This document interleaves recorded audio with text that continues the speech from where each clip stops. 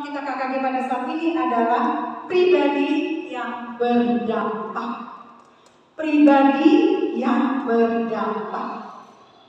Di sini ada dua kemungkinan dampaknya. Yang pertama, dampak yang buruk. Yang kedua, dampak yang baik. Nah, pribadi yang berdampak itu yang kita pelajari sekarang, bukan yang buruk. Karena memang Tuhan menciptakan kita bukan menjadi pribadi-pribadi yang buruk, tapi menjadi pribadi-pribadi yang baik, yang benar, sesuai dengan kebenaran firman Tuhan. Bukan benar menurut mata manusia, tapi benar menurut firman Tuhan. Siapakah pribadi yang berdampak baik itu, atau pribadi yang berdampak benar itu kepada sesamanya? Yaitu Bapak, Ibu, dan saya yang ditempatkan Tuhan dimanapun kita boleh berada, di dalam melayani Tuhan, di tengah-tengah pendidikan sekolah yang Tuhan utus di mana kita boleh berada. Saya akan ambil naskah dari Yohanes 15 ayat yang ke-5. Mari kita buka sama-sama dalam firman Tuhan ini. Yohanes pasal yang ke-15 ayatnya yang ke-5. Apa dikatakan firman Tuhan dalam kebenarannya ini? Untuk kita boleh renungkan, untuk kita boleh hayati di dalam kehidupan kita setiap hari. Yohanes 15 ayatnya yang ke-5. Kita akan baca bersama-sama ya Bapak Ibu ya. Kita akan baca bersama-sama kebenaran firman Tuhan ini, semakin menguatkan kita dan meneguhkan kita. 1, 2, ya. Akulah pokok anggur dan kamulah ranting-rantingnya. Barang siapa tinggal dalam aku dan aku di dalam dia, ia berbuah banyak. Sebab di luar aku kamu tidak dapat berbuat apa-apa.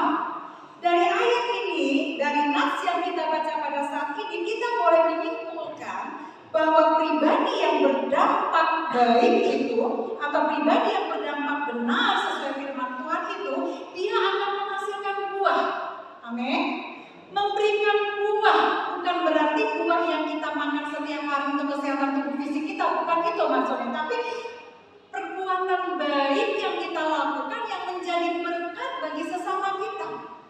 Nah, caranya bagaimana supaya Bapak, Ibu, dan saya sebagai pengajar-pengajar yang excellent, sebagai pengajar-pengajar yang luar biasa, bukan luar biasa kata manusia, tapi luar biasa kata Tuhan Yesus yang menjadi Raja kita. Apa yang harus kita lakukan supaya kita menjadi pribadi yang berdampak terhadap sesama kita, terlebih kepada siswa-siswi yang kita boleh ajari? Apa yang harus kita lakukan? Dari firman Tuhan tadi, ya, aku pokok anggur dan kamulah ranting-rantingnya. Barang siapa tinggal di dalam aku dan aku di dalam dia, ia berbuah banyak. Artinya apa Bapak Ibu?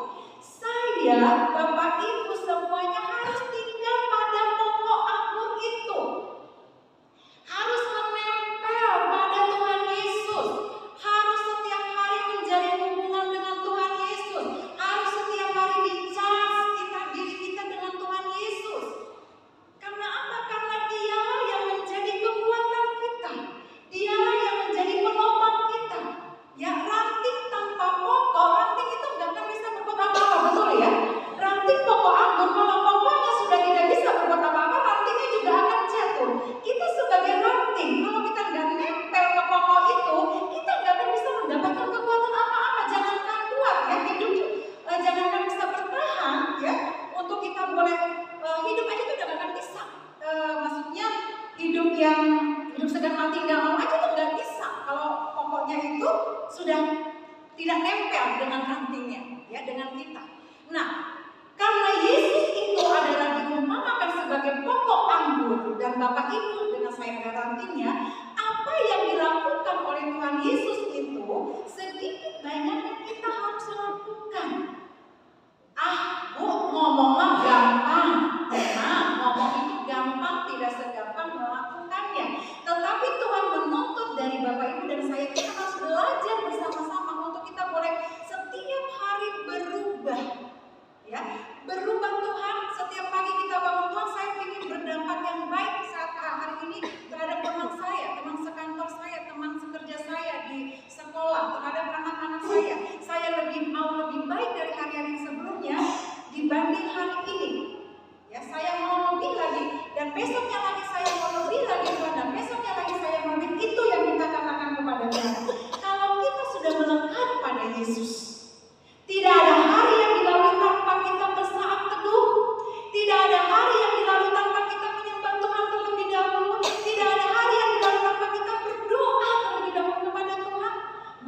disitulah letak kekuatan kita yang memberikan dampak yang luar biasa, khususnya terhadap rekan-rekan sekerja dan juga siswa-siswa yang kita boleh layani di sekolah kita masing-masing. Kita menempel kepada Yesus, kita menempel pada pokok anggur itu. Jangan lupa untuk kita berdoa setiap hari, baca firman Tuhan, bersaat teduh, itu yang menjadi pegangan kita. Kita mengajarkan firman Tuhan ke anak-anak kita sendiri bagaimana. Mungkin ini sudah sering kita dengar, tapi memang inilah kenyataan kita sebagai guru, sebagai pendidik Kristiani yang harus terlebih dahulu kita bekali diri kita dengan kebenaran firman Tuhan, baru kita bagikan kepada setiap anak didik kita. Sehingga ketika mereka ada yang kecewa, ada yang mereka sedih di rumah, ada yang berbagai macam teman-teman kita, mungkin ada yang kecewa dengan keluarganya, anaknya, istrinya, suaminya, segala macam, kita menjadi berkat buat mereka. Amin. Kita membawa dampak yang baik, jangan dikompor-komporin, itu tidak baik sebagai anak Tuhan seperti itu. Nah, kita boleh belajar salah dari satu tokoh Alkitab, sebenarnya banyak tokoh Alkitab yang menjadi menjadi dampak buat kita, yang menjadi pedoman buat kita. Tapi di sini saya akan ambil tentang pribadi Yusuf. Semua kenal dengan Yusuf? Kenal ya, tahu ya, dalam firman Tuhan ya. Tapi nggak pernah jabatan tangan memang, tapi kita tahu kan dari firman Tuhan. Yusuf ini anak dari bapak Yakub, punya istri atau punya mama. Yusuf ini bernama Rahel, punya dedek kandung bernama Benyamin. Ya. Yusuf ini sangat disayang oleh papanya. Memang dia punya sifat yang unik, punya sifat yang luar biasa. Bisa dikatakan excellent, bisa dikatakan sempurna, bisa dikatakan hebat. Ya. Di tengah tantangan yang dia hadapi, di tengah badai kehidupan yang dihadapi, bukan dari orang lain ya Bapak Ibu ya, yang sama-sama kita pelajari dari pendidikan materi yang kita bagi kepada anak-anak didik kita, tidak sedikit masalah yang dihadapi dan namanya berat pisang. Dan itu yang menyedihkan lagi bukan dari orang lain ya, tetapi dari keluarga sendiri walaupun beda mama. Betul? Ya, saudara-saudaranya kan ada 4 kandung itu punya 4 istri. Betul? Ya, kemudian Yusuf ini anak dari Rahel. Ya, dan dia punya saudara laki-laki, ada berapa Yusuf saudara laki-lakinya? Ada 11, sama Yusuf 12. Saudara perempuannya ada berapa?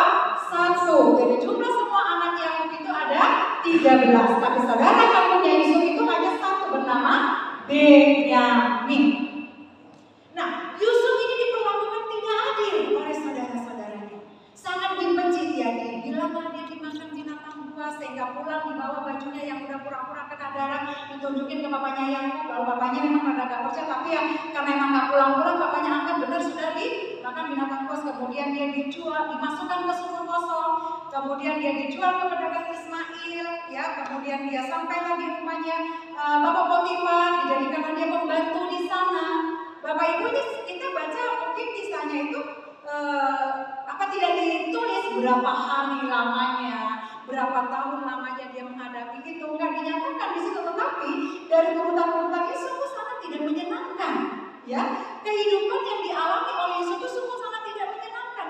Saya pernah satu kali berkhayal seperti ini. Bagaimana kalau saya seperti ini, kakak dan adik saya memperlakukan saya seperti ini? Satu bapak, cuma beda mama, tapi diperlakukan seperti itu. Kalau dari garis keturunan marga itu satu marga masih semuanya, karena mamanya yang beda, tapi diperlakukan seperti itu. Yang sangat menyedihkan itu dia diperlakukan tidak adil oleh saudara sendiri, yang sangat menyedihkannya. Tetapi Yusuf bagaimana? Apakah dia terpengaruh dengan kondisi seperti itu?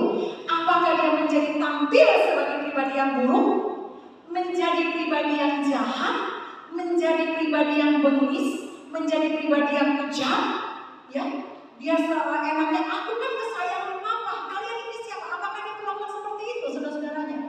Sedikit pun Yusuf tidak melakukan itu, karena dia sadar dia pribadi yang tidak sembarangan, dia tidak pribadi yang abal-abal, dipilih oleh Tuhan untuk menjadi berkat di tengah-tengah keluarganya. Walaupun dia di mana ditempatkan, Yusuf menjadi anak yang sungguh diberkati oleh Tuhan. Ketika dia berada di rumah Potifar, kita buka Bapak Ibu Kejadian 39 ayat 4 sampai 6. Kejadian 39 ayat 4 sampai ayat yang ke-6. Kita akan baca bersama, saya akan bacakan firman Tuhan ini. Di mana di sini dia berada di rumahnya Potifar. Kejadian pasal 4 ayat yang Kejadian pasal 39 ayat yang keempat.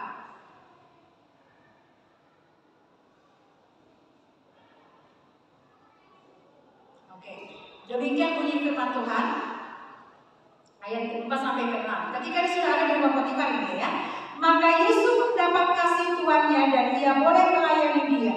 Kepada Yusuf diberikannya kuasa atas rumahnya dan segala miliknya diserahkan padanya pada kekuasaan Yusuf.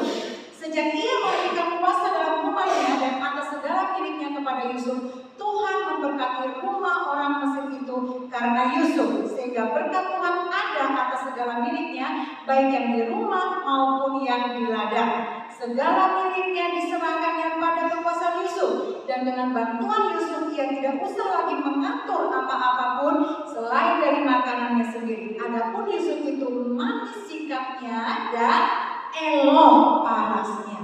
Bapak Ibu, seorang pribadi dari keluarga yang dibenci dirinya, tidak disukai, tapi ketika dia dilempar ke Mesir, dibuang ke negeri yang bukan di mana dia berada, bagaimana pribadi Yusuf itu? Dikatakan dari ayat yang tadi, dia dijadikan pembantu di sana. Kalau Yusuf itu dijadikan sebagai penguasa di rumah dari Potifar itu. Segala kepunyaan Potifar diserahkan kepada Yusuf untuk dikuasainya, untuk dikelolanya. Yang tidak hanya istrinya saja, nggak boleh diganggu. Itu pun istrinya yang kecantol dengan Yusuf. Karena apa yang dikatakan? Elok parasnya. Bukan cuma sifatnya yang excellent, bukan cuma pribadinya yang militer atau luar biasa, tapi wajahnya juga cakep dan ganteng, elok rupanya. Sehingga istri dari Bapak Potifar tergoda olehnya. Tetapi Yusuf bagaimana Bapak Ibu? Dia pribadi yang luar biasa. Tidak terkecohkan sedikit pun, tidak tergoda sedikit pun. Karena dia tetap berpegang kepada Tuhan, dia melekat kepada pokok anggur itu. Dia tahu dia hanya sebagai pelayan Tuhan. Dia tahu dia hanya melakukan kehendak Tuhan. Sehingga apapun yang diperlakukan kepadanya, dia tidak anggap itu sebagai satu kesempatan buat dia. Jadi nggak ambil kesempatan dalam kebebasan diberikan kepada Yusuf, tidak seperti itu. Dia terima yang Tuhan katakan dan dia tolak yang tidak Tuhan katakan untuk dilakukan olehnya. Dan Yusuf akhirnya ketika dia menolak, dia difitnah oleh istri Potifar sehingga masuk ke penjara. Dalam penjara, Bapak di rumah Potifar dia jadi berkat ya. Amin ya. Dia dipercayakan, dia diberikan kuasa untuk boleh menguasai seluruh apa yang dimiliki oleh Potifar karena dia dilihat bagus sifatnya, bagus kelakuannya, bagus karakternya. Dan ketika dia difitnah oleh istrinya masuk ke penjara, di penjara juga jadi berkat Bapak Ibu. Ya, kita akan buka dalam kitab Kejadian pasal 40 ayat 1. Kejadian 40, maaf ya kalau saya selalu buka Alkitab karena kalau beda dari konteks itu sudah penyimpangan, jadi saya nggak berani selalu berpatokan dengan kebenaran firman Tuhan. Ya, bagaimana ketika dia sedang dimasukkan ke dalam penjara itu, ya, pasal 39 ayat 20 sampai 23. Ketika Yusuf ada di dalam penjara, apa yang dia lakukan di sana? 20 sampai 23 saya akan baca, ya. Lalu Yusuf ditangkap oleh tuannya dan dimasukkan ke dalam penjara, tempat tahanan-tahanan raja dikurung. Demikianlah Yusuf dipenjarakan di sana. Tetapi ayat yang ke-21, tetapi Tuhan menyertai Yusuf dan melimpahkan kasih setianya kepadanya dan membuat Yusuf kesayangan bagi kepala penjara itu. Sebab itu kepala penjara mempercayakan semua tahanan dalam penjara itu kepada Yusuf, dan segala pekerjaan yang harus dilakukan di situ diolah dialah yang mengurusnya. Dan kepala penjara tidak mencampuri segala yang dipercayakan kepada Yusuf karena Tuhan menyertai dia dan apa yang dikerjakannya di luarnya berhasil.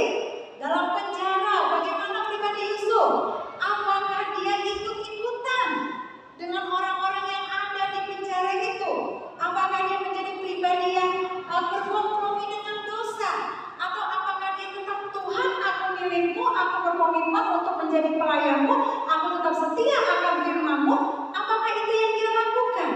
Tapi dari ayat yang kita baca, sungguh ya, Yusuf itu pribadi yang luar biasa dan menjadi kesayangan dari kepala penjara itu. Dan Tuhan memberikan kasih setianya kepada Yusuf. Bapak Ibu, kayaknya kita juga ingin ya, walaupun kita ibu-ibu, ya ini kan Yusuf laki-laki nih, tapi nggak apa-apa, kita juga kalau memang seperti Yusuf, sifat kita, karakter kita juga mau ya diberkati oleh Tuhan. Tapi nggak gampang. Kita harus diproses dulu, kita harus ditempa dulu. Prosesnya nggak gampang. Ada harga yang harus dibayar untuk terbentuk sebagai pribadi yang militan di hadapan Tuhan. Kemudian di penjara juga dia nanti menafsirkan mimpi dari teman-temannya, ada yang juru minum, ya, terus juru roti, Raja Firaun, dia bisa menafsirkan mimpinya itu. Kalau saya uraikan di sini terlalu panjang. Dan sehingga dari segala macam yang dia miliki, kemampuan yang dia miliki dari Tuhan, hikmat yang dia miliki dari Tuhan itu bisa menjadi berkat buat orang lain. Kita bisa mendapat hikmat Bapak Ibu hanya ketika kita dekat dengan Tuhan. Kalau kita tidak dekat dengan Tuhan, hikmat itu susah untuk kita dapatkan. Ya, hikmat itu bisa dapat ketika kita dekat dengan Tuhan, beda dengan ilmu pendidikan, beda. Raja Salomo bisa menyelesaikan 2 masalah ibu karena apa? Hikmat dari Tuhan. Ada ibu punya anak meninggal, ada ibu punya anak mati. Yang mana anaknya yang sebenarnya? Dia dapat dari mana itu bisa menyelesaikan? Karena hikmat dari Tuhan. Nah, Yusuf juga dia mendapatkan hikmat dari Tuhan karena dia dekat pada pokok anggur itu. Bukan hanya dekat tapi melekat pada pokok anggur itu sehingga dia menjadi pribadi yang sungguh luar biasa. Bapak Ibu, saya sedikit ada kesaksian di sini tentang kehidupan saya sendiri. Sungguh memang pribadi saya merasakan Tuhan itu baik sungguh luar biasa. Ketika anak saya mau masuk perguruan tinggi negeri, namanya anak muda, pasti emosinya belum stabil. Tahun pertama dia lulusnya itu sekarang ini sudah tahun ketiga. Tahun pertama ketika dia lulus, anak saya tanpa ikut bimbingan, tidak ada bimbel-bimbelan, tidak ada les-lesan, tidak ada privat-privatan, pure dari ilmunya sendiri yang dia dapatkan. Dan dia juga SD-nya SD swasta, SMP-nya negeri, SMA-nya juga negeri. Dan tahun pertama ketika dia sudah lulus, dia tes ujian perguruan tinggi negeri, dia tidak masuk. Tapi saya lihat bagaimana keadaannya, dia melayani Tuhan atau tidak. Dia pribadinya tergoyahkan atau tidak. Ternyata walaupun dia tidak masuk, malah dia memberikan kekuatan kepada saya. Ma, tenang aja. Enggak apa-apa. Nah, kamu 1 tahun udah lewat dalam waktunya. Aku kan masih muda. SD usianya 6 tahun masuknya. Sekarang kan harusnya 7 tahun. Benar. Kamu tuh dari hati kamu yang paling dalam. Iya, Ma, saya siap. Tunggu tahun depan aja. Kamu mau bimbel nggak, Ma?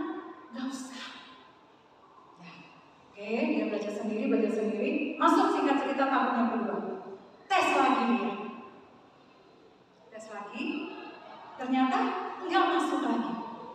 Saya tanya lagi, nah bagaimana? Ini sudah tahun yang kedua loh, kamu nggak masuk lagi. Mama tenang. Tenang apanya? Umur kamu tuh nambah terus. Tenang, Ma, nggak apa-apa. Tapi saya nggak banyak ngomong. Ketika dia bicara, saya hanya bisa menangis, berdoa pada Tuhan, serahkan kepada Tuhan. Karena saya tahu walaupun dia nggak masuk, Tuhan punya rencana. Dari ketiga tahun itu, yang dia tetap ambil itu hanya 2 tahun berturut-turut diambil. 1 ITB, 1 lagi ketiga tahun, 1 lagi UPI, dan yang terakhir ini UI kan dia. Nah, nggak masuk. Tapi saya lihat bagaimana emosinya dia, bagaimana melayani Tuhannya dia, bagaimana melakukan ibadahnya dia. Saya lihat itu tidak ada perubahan seperti itu. Semangatnya luar biasa. Tahun yang ketiga masuk ujian, saya yang dipilih. Dia sengaja nggak kasih tahu. Nah, kapan ujiannya? Tenang, nanti Juli. Padahal bukan Juni pengumuman. Tenang, nanti Juli. Wah, saya kan masih santai. Dia menjaga, justru dia yang menjaga perasaan saya. Terus udah selesai ujian, bagaimana nak? ujiannya. Selalu setiap ujian selama 3 kali itu saya selalu tanya. Dia bilang tahun pertama kayak kurang pasti, tahun kedua kurang pasti, tahun ketiga dia bilang bisa. Benar, bisa atau gimana? Bisa. Saya bisa jawab.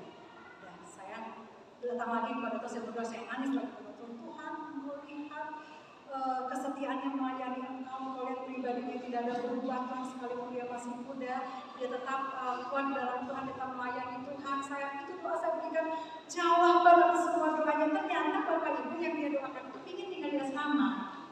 Dia nggak mau kalau dia tinggal di rumah, karena dia ingin fokus.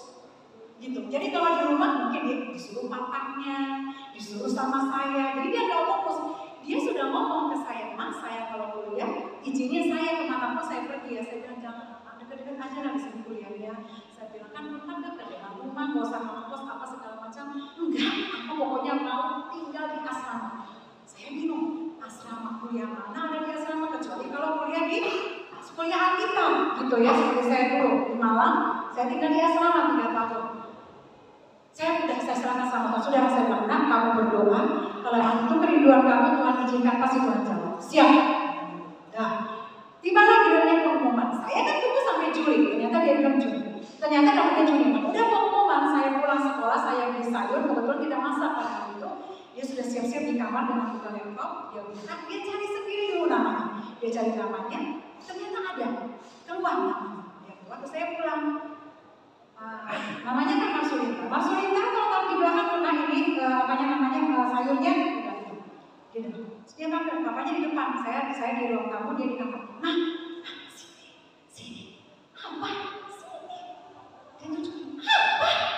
Yang sekarang satu suara kamu ini mangkat. Dia baca. Tes lulus perguruan itu bacanya pokoknya diterima masuk perguruan tinggi negeri gitu ya. Kata kamu bulan Juli penerimaannya, kenapa kamu? Berarti kamu bohong ya? Saya bilang itu teh supaya mama tuh enggak nanya-nanya terus, mama tuh enggak khawatir terus, mama bisa tenang, makanya aku bohongin. Bohong itu dosa loh, itu juga kan. Tapi bukan untuk jelek-jelek bohongnya, mama itu orangnya khawatiran, nggak boleh gitu mana dia. Coba Bapak Ibu, di sini saya yang kena templak, di sini saya yang kena malu sendiri gitu. Iya ya, saya yang menjadi pengajar, saya yang melayani Tuhan, malah saya ditembak oleh anak saya sendiri. Saya pikir begitu. Mama yang khawatir, makanya saya nggak mau kasih tahu ke mama dan sengaja saya mau kasih surprise pengumumannya. Justru ketika ini dia buat kejutan, benar-benar masuk. Yang tahun pertama kedua nggak kejutan, itu nggak masuk. Gitu kan, gitu ya bacain. Benar Bapak Ibu, bukan ini saya menyombongkan diri, Bapak Ibu tidak ingin tergantung dengan pribadi yang militan tadi. Saya ini seperti tulang-tulang saya semuanya kayak nggak ada, saya lemas sekali, saya mau jatuh seperti itu. Karena ini tahun terakhir. Kalau nggak bisa sini sudah siap masuk perguruan tinggi swasta seperti itu kan ya sudah. Ternyata Tuhan nyatakan dan Tuhan jawab doanya. Masuk asrama, betul dia masuk asrama. Dia ingin keluar dari rumah, nggak mau tinggal di rumah ketika kuliah supaya dia fokus. Betul itu dia keluar dari rumah. Dia dapat beasiswa ketika dia kuliah. Betul itu dijawab sama Tuhan juga gratis 100%. Itu dia dapat tidak ada keluar biaya sama sekali, hanya memang biaya asrama saja per bulannya ada sama biaya utang itu dikali biaya perkuliahannya semuanya ditanggung oleh pemerintah. Kemudian ya fasilitas untuk pergi pulang dari kampusnya, kemudian dia diterima di UI, pergi dan pulangnya ada bis kuning yang disediakan, begitu. Jadi ada transportasi pergi dan pulangnya setiap dia melakukan kuliah di situ. Dan apa yang Tuhan nyatakan bagi saya, Bapak Ibu, saya mau terhadap anak saya sendiri. Tapi saya bersyukur Tuhan, terima kasih. Saya bersyukur justru didikanmu bagi anakku yang satu ini Tuhan bela. Sekalipun dia 2 tahun tidak belum Tuhan terima, bukan tidak, tapi belum Tuhan terima. Dan dia yakin dengan firman Tuhan dan dia itu amini firman Tuhan itu dan itu tergenapi dalam kehidupannya. Sungguh luar biasa. Bapak Ibu diberikan oleh Tuhan kepada dia secara pribadi dan juga kepada saya terhadap papanya juga. Papanya tadi nggak izinin untuk di asrama, tapi karena memang udah pilihannya dia, papanya mengizinkan.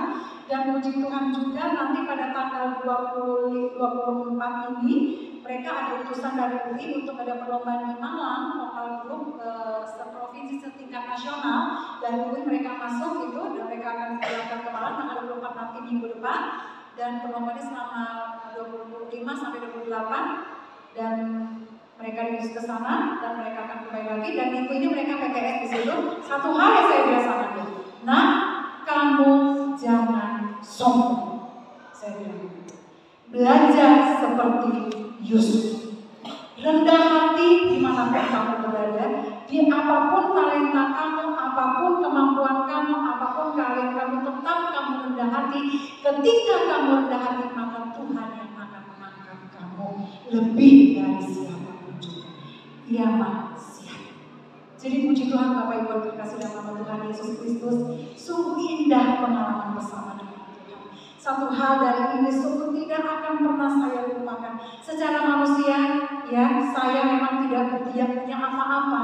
Secara manusia saya tidak berdaya, tapi Tuhan bela saya. Makanya pujian tadi yang mengatakan hanya nama Yesus, hanya nama Tuhan, hanya nama Yesus itu yang menjadi kekuatan saya dalam kehidupan saya dalam menjalani hari-hari kehidupan saya. Tinggal yang sekarang saya alami apa Bapak Ibu? Rindunya setiap hari saya bertemu dengan dia. Sebulan sekali paling bertemunya, dan bulan ini saya tidak tahu apakah dia pulang atau tidak ya pada video call. Memang gak jauh ya, tetapi kalau memang ketemu langsung sama video call itu beda seperti itu. Jadi tapi saya pikir Tuhan memang ini yang terbaik buat dia, dan ini adalah rencana buat dia. Tuhan nyatakan kuasa memberkati dia dan pakai dia lebih lagi hari jadi kemuliaan bagi nama Tuhan. Itu saja yang menjadi kehidupan saya. Satu hal yang saya rindukan Bapak Ibu terkasih nama Tuhan, supaya kita juga sebagai pengajar siapapun kita, bagi Bapak Ibu yang sudah senior, yang luar biasa dipakai Tuhan masih bertahan sampai saat ini menjadi berkat buat kami, ya, khususnya buat pengurus dari KKG, ketua KKG, ketua bendahara, kemudian sekretaris yang berjeri lemak, dan rekan-rekan sekerjanya yang berjalan mempersiapkan acara hari ini juga jadi pribadi-pribadi yang militan. Amin. Upah kita besar di surga. Ya, di dunia kita dapat berkat dari pemerintah, ya, dari yayasan. Di surga juga kita mendapatkan berkat yang luar biasa daripada Allah. Amin. Terlebih lagi kalau kita melihat anak-anak kita berhasil, mereka menjadi anak-anak yang luar biasa dimanapun mereka berada. Ini yang menjadi kesukaan bagi Tuhan untuk dinyatakan dalam kehidupan kita. Apapun yang kita boleh alami, apapun yang kita boleh rasakan, tetap percaya kepada Tuhan dan jadi pribadi-pribadi yang militan yang menjadi berkat dimanapun kita berada. Jangan tergoyahkan oleh masalah kita, jangan terbawa arus oleh problem hidup kita, karena kita tahu kita kerjakan tugas kita. Lalu Allah kerjakan apa yang menjadi tugasnya dalam kehidupan kita. Kita lakukan tugas kita, Allah juga lakukan tugasnya dalam kehidupan kita. Amin. Puji Tuhan. Biarlah firman Tuhan sudah didengarkan pada saat pagi hari ini. Pada saat kesempatan ini boleh memberikan kekuatan buat kita, bisa memberikan satu semangat buat kita untuk menjadi gampang dimanapun kita boleh berada, di tengah-tengah rekan sekerja kita, di tengah-tengah para pemimpin kita, gereja, keluarga, masyarakat, di tempat pelayan di mana kita berada, kita menjadi terang dan menjadi pribadi-pribadi yang sungguh luar biasa. Mari semuanya saya ajak boleh berdiri, kita boleh mengaminkan pujian ini sambil menaikkan satu pujian yang mengatakan kepada Tuhan, sungguh hanya Tuhan yang kita layak boleh sembah dan kita boleh tinggikan. Terima kasih Yesusku buat anugerah-Mu yang Kau beri, hanya refrenya saja. Terima kasih Yesusku buat anugerah yang Kau beri, sebab hari ini Tuhan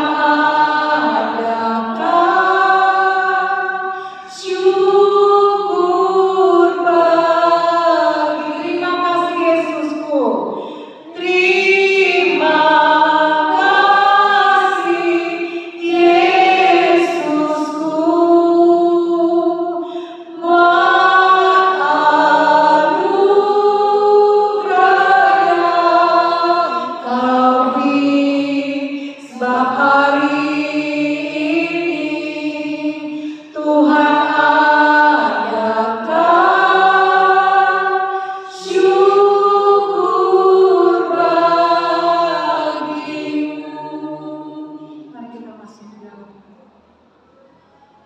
Sekali lagi kami hampiri tata hadirat-Mu Tuhan.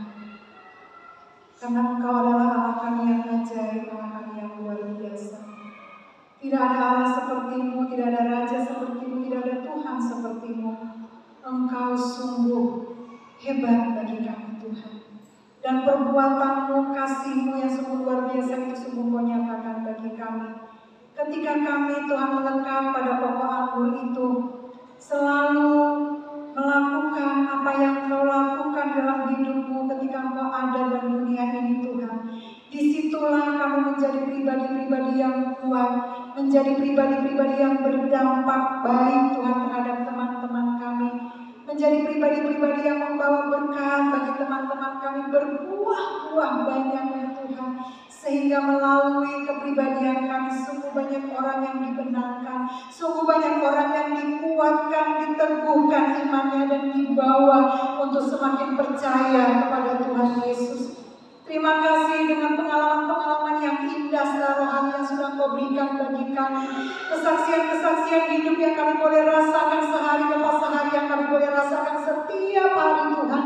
Siapapun kami boleh syukuri itu di hadapan Engkau. Di tengah-tengah kehidupan kami yang kadang Tuhan kami tidak bisa terima, dalam keadaan sakit, sedih, susah Tuhan, kecewa, putus asa.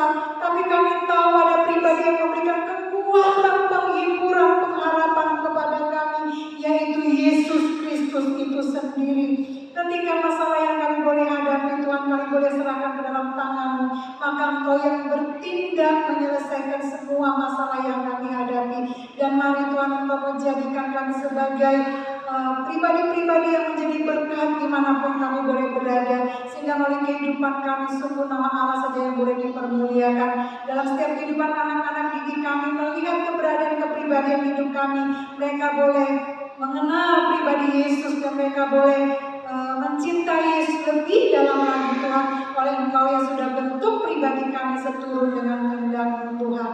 Biarlah firman yang sudah kami dengarkan pada satu kesempatan saat ini bisa menjadi kekuatan bagi kami. Kami lebih lagi bersemangat Tuhan, bergairah, berantusias Tuhan, boleh menjalani segala tugas pelayanan kami yang Tuhan percayakan kepada kami. Dimanapun sekolah kami boleh melayani Tuhan di situ, dan Engkau yang boleh memberikan hikmat-Mu, kekuatan yang baru setiap hari kepada kami, sehingga kami sanggup Tuhan menjalankan tugas yang Kau percayakan kepada kami. Dan saat ini juga kami berdoa Tuhan Yesus, buat setiap kepengurusan dari KKG ini Tuhan, ketua, bendahara, sekretaris, dan juga acara yang lainnya juga yang terlibat di dalamnya, Allah yang boleh memberkati Tuhan. Juga para anggota KKG yang ada, Allah juga yang boleh memberkati. Biarlah Tuhan kegiatan KKG selalu berlangsung Tuhan Yesus, dan kami boleh memperlengkapi diri kami Tuhan lebih lagi, sehingga kami boleh pakai untuk melayani Engkau terhadap anak-anak didik kami Tuhan Yesus. Hanya Engkau yang boleh membalas berlipat kali ganda Tuhan apa yang sudah dikerjakan oleh pengurus kepanitiaan yang ada di tengah-tengah kota Bandung ini, KKG yang ada Tuhan, sehingga mereka boleh senantiasa Bapak bekerja sama dengan kami, boleh memajukan pekerjaan-Mu Tuhan, khususnya di tengah-tengah kota Bandung ini Tuhan. Juga Pengimas Kristen kami serahkan juga ke dalam tangan-Mu. Engkau juga yang boleh memberkati mereka, menyatakan kuasa-Mu juga bagi mereka Tuhan, sehingga apapun yang mereka boleh lakukan, kebijakan-kebijakan yang mereka boleh ambil, putuskan Tuhan, itu semuanya sesuai dan seturut dengan kehendak